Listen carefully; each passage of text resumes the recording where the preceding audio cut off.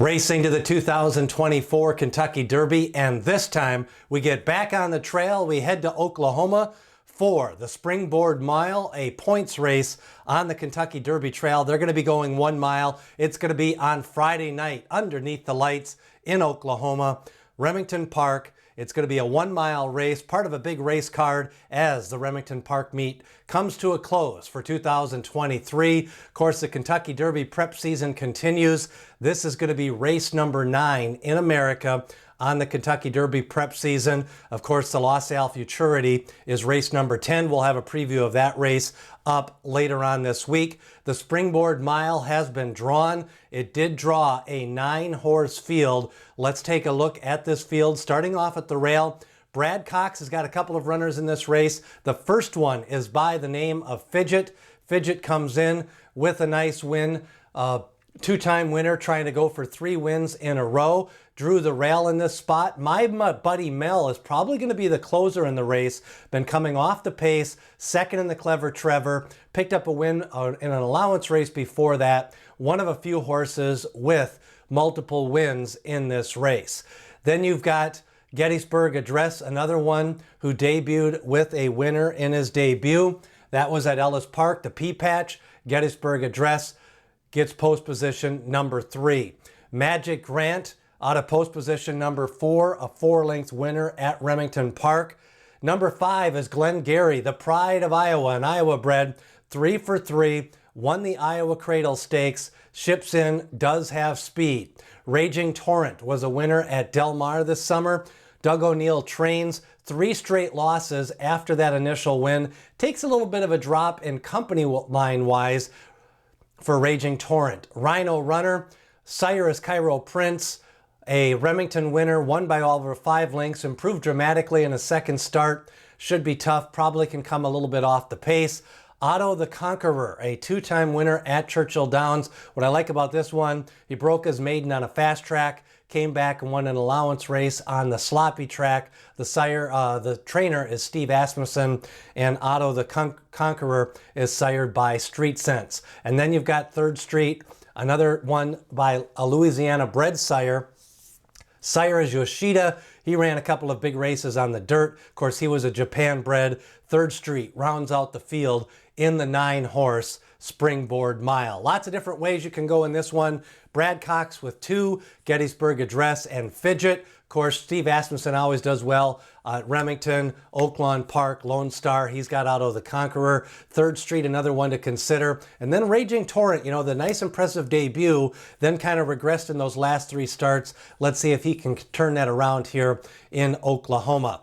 The top contenders on the betting board, I think you're going to see Fidget, Gettysburg Address, Glenn Gary going to take some action, undefeated, shipping in from Iowa, Prairie Meadows, and then you've got Otto the Conqueror with back-to-back wins. He beat Honor Marie in that last start, who came back to win the Kentucky Jockey Club at Churchill Downs. Let's see how they got here. Take a look at some of the contenders and the video replays, starting off with Otto the Conqueror, a 2-time winner at Churchill Downs, back-to-back wins. This last time out, we're going to look at him in the slop here. Went to the lead, cruised down the stretch, held off Honor Marie in that race. Steve Asmussen trains, back-to-back wins, goes for 3 in a row.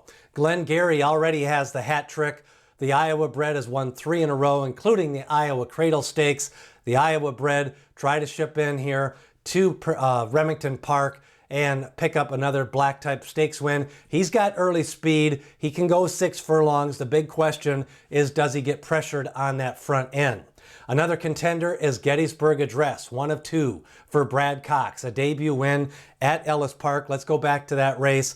4th in the Street Sense, now at Ellis Park in that debut win. Dug in, got the victory. The sire is Constitution. I think Gettysburg Address is a little bit better than that last effort, should improve. Fidget, a little bit slower on the speed figure side. 2 wins at Indiana. Here's an Indiana allowance win we're looking at last time out. That was going 1 mile on November 9th. I like the fact that he's got good form, back-to-back wins, and Brad Cox continues to work him out regularly for the Springboard Mile. Fidget, another contender. And then the 5th contender is Rhino Runner. Big win last time out. Looks like they kind of gave him a learning race that first race, improved dramatically, won by 5 the second race. That was at Remington Park, a race over the course. The sire, Cairo Prince, for trainer Robert Diodino. Rhino Runner in the 7th post position.